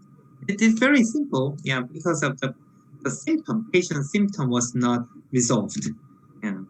So yeah, I decided to the endodontic surgery because of the symptom. Okay. Câu hỏi này liên quan đến cái case của răng 46 lúc mà bạn thầy tiến hành thực hiện phẫu thuật nội nha. Thì bác sĩ có hỏi là tại sao mà ở cái răng 46 đấy thì thầy đã tiến hành phẫu thuật điều trị nội nha lại rồi và phát hiện ra một cái phần mà ống tủy nó bị đi lạc đường và thầy không thể nào xử lý được cái đó. Và tại sao thầy lại tiến hành phẫu thuật nội nha ngay sau khi mà tiến hành hàn chắn bít ống tủy? Thì câu trả lời của thầy thì nó nguyên nhân thì nó rất là đơn giản thôi ạ, bởi vì là cái triệu chứng đau của bệnh nhân nó vẫn còn đó, nó không có hết, nên là thầy quyết định tiến hành phẫu thuật nội nha ngay sau khi mà chắn bít ống tủy. And one more in this case, what hemostatic agent do you recommend in apical surgery? I use the epinephrine solution. Okay. Vật liệu nào mà thầy, câu hỏi tiếp theo là vật liệu nào thầy hay sử dụng để cầm máu trong phẫu thuật nội nha? Thì thầy lúc nãy thầy giống như lúc nãy thầy có nói là thầy hay sử dụng cái epinephrine. Câu hỏi tiếp theo là có thể dùng dung dịch sát khuẩn như là NaCl hoặc chlorcidin hoặc betadine để vệ sinh vùng chóp và ống tủy ở vị trí chóng ngược được không ạ? The next question is the solution we use for the irrigation of the root end. Can we use the hypochlorite or another solution to chlorhexidine, for example? for Yeah. irrigation? You know, the sodium hypochlorite cannot be used because it's just a this is surgery. So just I use saline, normal saline. Yeah. Yeah. Nói về cái dung dịch để bơm rửa, mình có biết đây là chúng ta làm phẫu thuật, thế nên là cái dung dịch bơm rửa chúng ta không thể dùng hypochlorite được, mà ở đây thầy chỉ sử dụng đơn thuần là nước muối để bơm rửa trong quá trình làm phẫu thuật hay thôi, để bơm rửa cái phần ống tủy trong quá trình làm phẫu thuật thôi. Nước muối sinh lý ạ. Câu hỏi tiếp theo, câu hỏi này khá là hóc búa, là có những trường hợp mà sau khi phẫu thuật nội nha vẫn thất bại, thì nếu thất bại thì có thể có những nguyên nhân nào và hướng xử lý như thế nào? The next question is talking about the failure after endodontic surgery. If we have, I don't know, maybe you have had a failure after the endodontic surgery, but if you have a failure, can you tell us the reason and how to handle with the failure? How can we correct? How can filler means bone graft material. Filler, which is filler? Thầy muốn hỏi là nếu như bác sĩ nói rằng là thất bại, thì ý bạn ở thất bại ở đây là ý là gì ạ? Thất bại do sau phẫu thuật nội nha ấy, thì cái thất bại nó nằm ở yếu tố nào? Ví dụ là bệnh nhân vẫn đau và không vẫn còn triệu chứng. For example, the patient maybe the pain is still there. Maybe the bone is not healing. It's not okay. For example, I don't know if you have had a situation like that. The filler. What? Failure. Okay. Yes. Yeah, sometimes failure. And I had failure sometimes, but at the time, sometimes I do re-surgery, or I recommend the patient extraction and do implant. Yeah. So the reason of the reason is actually the reason is that varies. Reason varies, but sometimes I couldn't find the vertical root fracture, or the lesion was connected with the oral cavity. You mean the endoperioral combined lesion. So many reasons exist. Thực ra thì thầy cũng đã có những lần thất bại và những cái nguyên nhân cái lần thất bại đấy thì thầy có thể xử trí bằng việc là có thể phẫu thuật lại. Và cái nguyên nhân thất bại ở đây thì như lúc nãy nhá, chúng ta nói có thể là bệnh nhân vẫn còn đau này, hoặc là cái phần liền thương cái quá trình liền thương nó không diễn ra, thì như thế thì nó hoặc là do có thể là một cái phần nứt gãy nào đó mà mình cũng không phát hiện được. Thì những cái phần đấy, nếu trong trường hợp mà bị như thế thì hoặc là chúng ta sẽ phẫu thuật lại, hoặc là thậm chí có thể nếu mà không khỏi thì có lẽ là phải nhổ cái răng, bỏ cái răng này đi. Thì thực ra cái nguyên nhân cũng đến từ rất là nhiều yếu tố khác nhau ạ. Còn câu hỏi tiếp theo là hai câu hỏi này thì có cùng một nội dung, là về những ca mà nặng mà phá hủy nhiều xương thì có thể dùng các vật liệu như là, hoặc cách làm như là ghép xương hoặc là dùng cái màng dầu tiểu cầu được không, để sau khi đóng vạt thì mình có thể thêm vào ấy. Đây là câu hỏi tiếp theo. The next question is in case we have the lesion a little bit large. So if you have the endodontic surgery, do we need to have some to add bone, for example, artificial bone? Or you use the membranes, you use the PRF to enhance the healing, for example? Basically, I don't use any material, bone graft material or membrane, in the primary endodontic lesion. But if the lesion is combined with the perio, I sometimes use membrane or bone graft material, because if I fill the cavity with bone graft material, the healing cannot be identified easily. So I don't like the bone graft material. If in which case you will use the word grab, can you repeat? Oh yeah, Combined with the perio, like in case of the okay, the palatogingival groove. Yeah, that case is connected with perio. Okay, so I know. in the case I use the membrane. It's been connected with the cavity, the oral cavity, right? Yes, yes. Thực ra thì thầy không có sử dụng bất kỳ cái biện pháp ghép xương hay là ghép màng hay là những cái phương pháp mà các bác sĩ vừa mới nói, nếu mà trong trường hợp thậm chí là có một cái vùng tổn thương tương đối lớn ở vùng quanh chóp. Thầy chỉ ghép xương trong những trường hợp nếu như mà cái phần tổn thương đó nó có thể bị thông thương với cả cái môi trường miệng, thì thầy có thể là sử dụng thêm ghép xương hoặc là phần màng để mà làm cho cái quá trình liền thương nó diễn ra được tốt hơn. Chứ còn bình thường nếu như thông thường thì thầy cũng không có dùng bất kỳ một cái biện pháp ghép xương nào cả trong quá trình làm phẫu thuật. Một câu hỏi tiếp theo là thầy cho hỏi nếu ống tủy chữ C thì việc cắt chóp và chắm ngược có lưu ý gì không? In case we have the C or root canal, do you have any advices for this case? Do we need to take any consideration if we have the root canal C? Root canal seal? C, C shape. The C shape. C shape. C shape. The C shape. Yeah. It means a conventional endodontics or endodontic surgery. When we have endodontic surgery, when we have root and filling. Yeah, a very difficult question. But as you know, C-shaped root canal is usually found in mandibular second molar, But at mandibular second molar, it is very hard to get the access. So I don't do this endodontic surgery on that tooth. So I usually do intentional replantation for the tooth. So yeah, I'm sorry, but I don't do the surgery on the tooth. Yeah. Intentional replantation is very easy to handle. Okay. Thực ra thì theo thầy thì cái tỷ lệ ống tủy chữ C ấy, thường nó hay phổ biến ở cái răng hàm lớn thứ hai, hàm dưới. Mà vị trí cái răng hàm lớn thứ hai, hàm dưới này thì thực sự là một cái vị trí nếu mà để phẫu thuật nội nha thì sẽ rất là khó, và thường thì thầy không tiến hành phẫu thuật nội nha ở vị trí những răng này.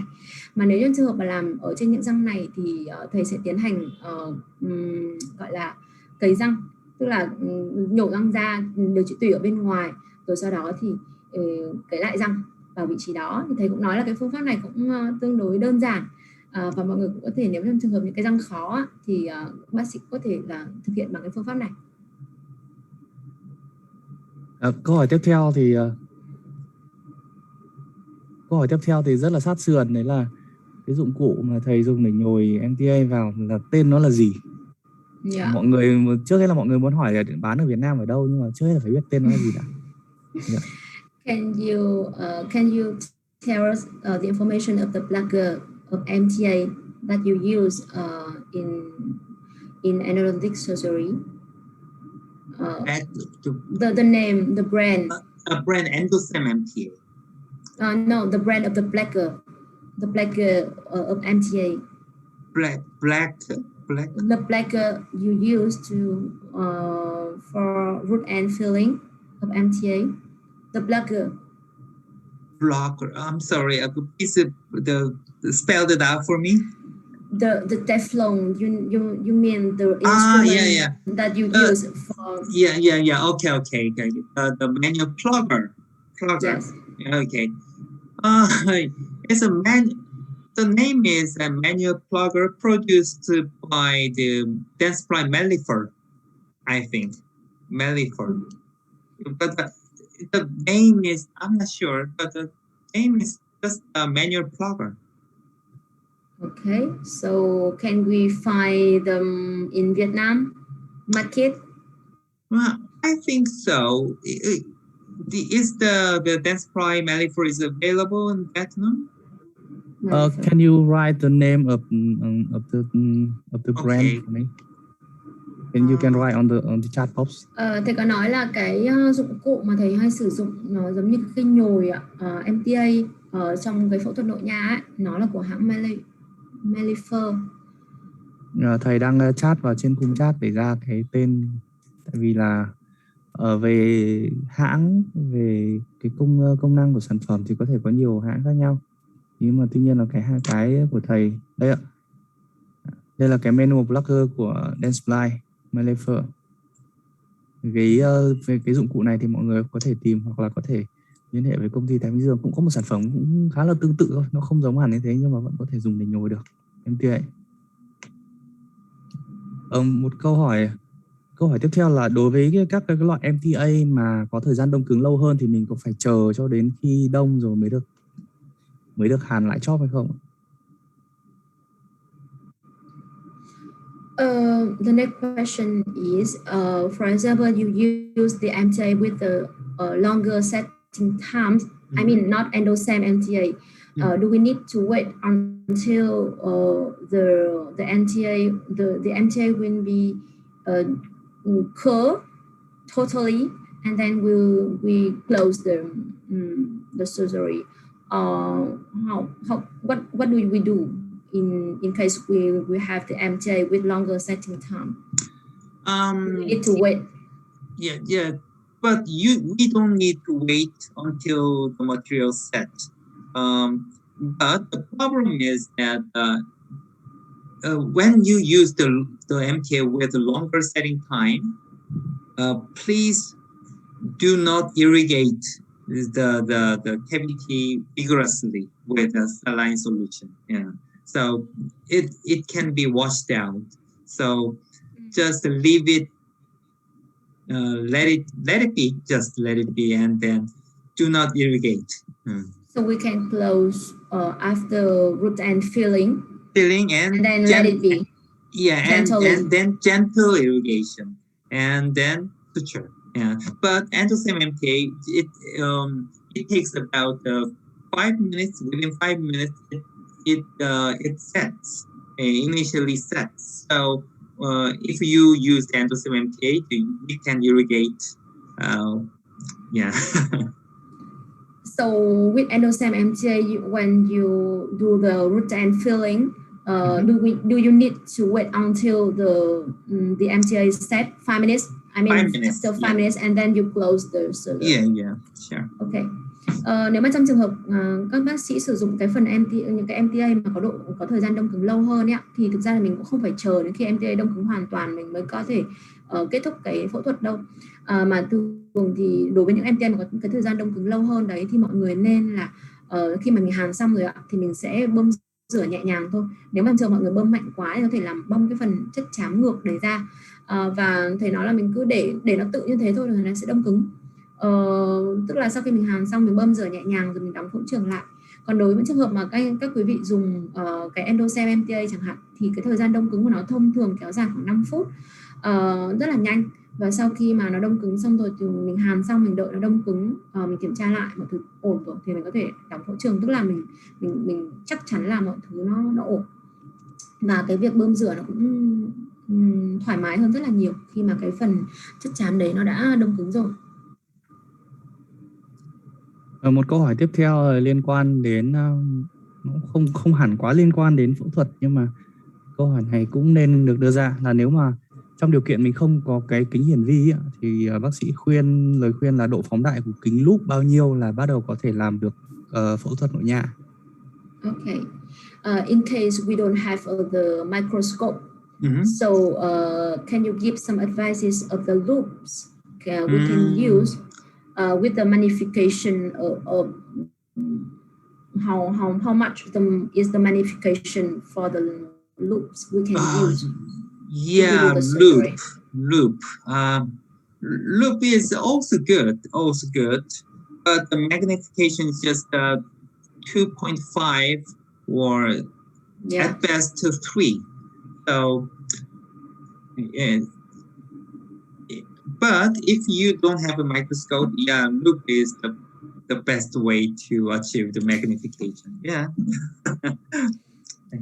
Thực ra nếu khi mà bác sĩ không có kính hiển vi ạ thì thực ra mình cũng có thể dùng lúp, kính lúp. Kính lúp thì thông thường cái độ phóng đại của nó sẽ rơi vào khoảng 2,5 đến 3. Và nếu trong trường hợp mà ta dùng kính lúp thì cũng tốt rồi, nhưng mà thực sự thì thầy vẫn khuyên là chúng ta nên sử dụng kính hiển vi thì sẽ có độ phóng đại tốt hơn.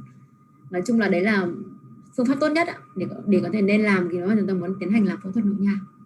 Vâng. Và xin phép 1 phút dành cho quảng cáo là công ty nha khoa Thái Bình Dương này có phân phối hãng kính của Univet của Italy là độ phóng đại lớn nhất là 6x và nó sẽ được đo do cụ thể cho từng người. Nếu mà bác sĩ nào có nhu cầu đặt hàng có thể liên hệ. Rồi chơi hết 1 phút. Cảm ơn mọi người. Câu hỏi tiếp theo thì mình sẽ lựa chọn ở bên YouTube. Có một bác sĩ hỏi là khi nào dùng phẫu thuật, trường hợp nào thì dùng phẫu thuật để điều trị nang chân răng?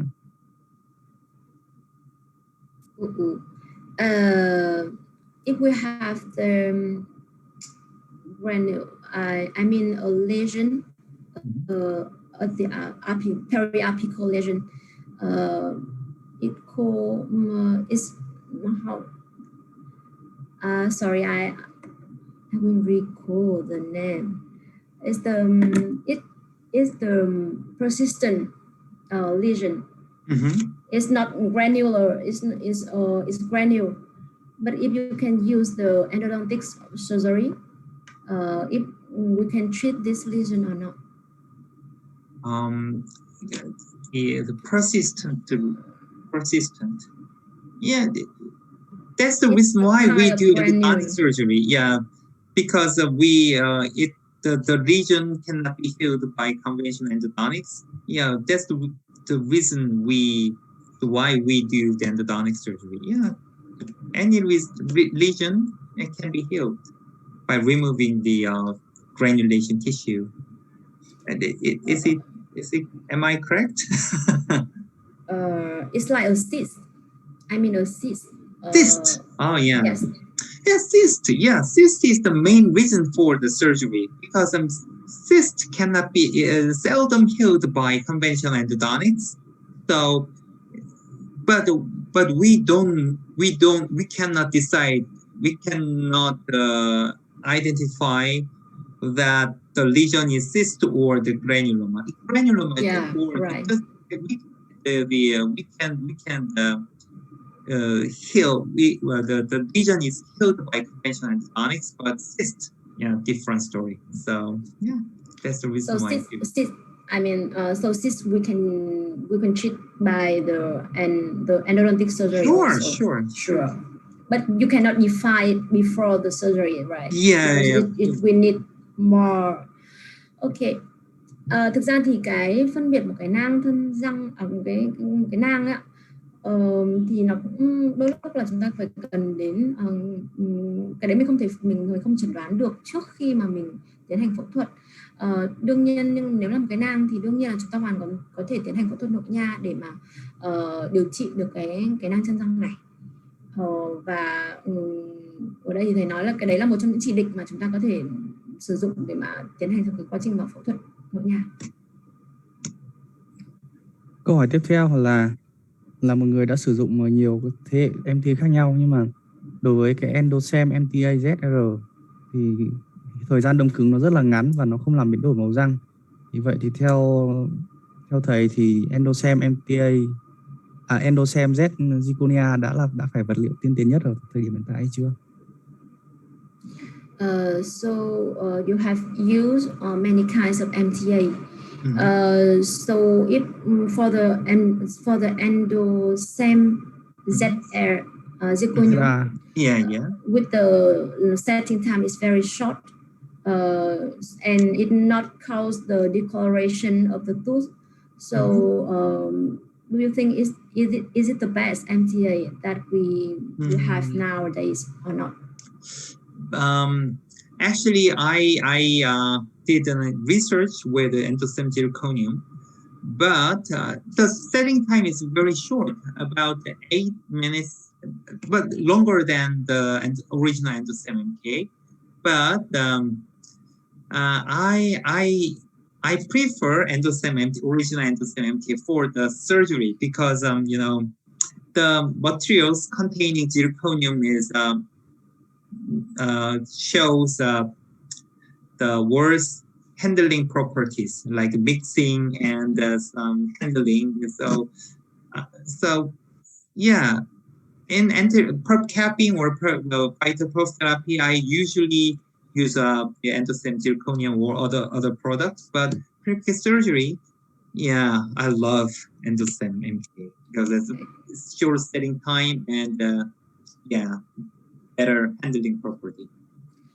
Thực ra thì cái endostem zirconium ấy ạ, thì cái thời gian đông cứng của nó dài hơn cái endostem MTA thông thường. Nó phải rơi vào khoảng 8 phút, còn cái endostem MTA bình thường ạ, nó sẽ khoảng 5 phút thôi. Và thầy thì thường đối với phẫu thuật thì thầy sẽ ưu tiên sử dụng cái endostem MTA hơn. Bởi vì cái endostem cái zirconium ấy ạ, thì thường là có một số đặc tính của nó mà thầy không có thích lắm, ví dụ như là cái quá trình mình phải trộn này, cái kỹ thuật trộn nó cũng khó hơn này, rồi cái việc mà chúng ta cách mà chúng ta sử dụng cái MTA zirconium đấy nó cũng phức tạp hơn. Tuy nhiên trong những trường hợp mà chúng ta muốn pump capping, tức là những cái phần che tủy gián tiếp trực tiếp, cái phần tủy sống bảo vệ tủy, thì chúng ta hoàn toàn có thể sử dụng những cái đó. Tuy nhiên với trong phẫu thuật thì thầy sẽ ưu tiên sử dụng cái endostem MTA thông thường. Chắc là bây giờ mới có thời gian cho khoảng 2 câu hỏi nữa thôi. Câu hỏi gần cuối đó sẽ là cái đường vào trong cái trường hợp cắt cái chóp chân trong của răng 6, răng 7 hàm trên như thế nào? I think this will be a difficult question related to the access, the location. If you want to root and cutting of the upper molar, but at the precision in the lingual root. Oh, inside. To be honest, I tried the surgery on the lingual root, the palatal root, twice. Yeah, but as you know, there is two methods to access to the palatal root: the palatal access or transantral. I mean the sinus, trans sinus. Both are very difficult. So I don't recommend to access the palatal root for your health. But you did. Yeah, I did, and the two cases were successful. But I'm not trying to say that it is impossible, but really hard. So I don't recommend to try the palatal access. Very difficult. Thực ra thì đối với những case mà thầy làm cắt chóp ở những vùng cái chân trong ở răng 6 hàm trên ấy, thì thực ra thì đây là một vị trí rất là khó. Và có hai cách để hai cái đường vào để có thể đi được vào cái vị trí này. Đầu tiên là chúng ta đi thẳng từ phía hàm vào miệng đi thẳng cái chân đó, hoặc là chúng ta sẽ đi từ phía ngoài mà đi qua cái phần màng xoang, đi qua cái phần sàn của cái xoang hàm để đi vào cái chân trong. Tuy nhiên thì cả hai cái cách này ấy, thì nó đều rất là khó, và bản thân thầy cũng mới chỉ làm có 2 ca thôi, 2 ca thôi, và đương nhiên 2 ca đấy thì đều thành công. Tuy nhiên thầy không có khuyến khích mọi người nếu mà chưa có kinh nghiệm mà lại làm những cái trường hợp khó như thế này, thì thực sự là thầy không có khuyên, bởi vì thực sự là những cái ca như thế thì sẽ rất là khó. Cảm ơn các câu hỏi bác sĩ. Có thể thấy là các bác sĩ Việt Nam mà rất thích try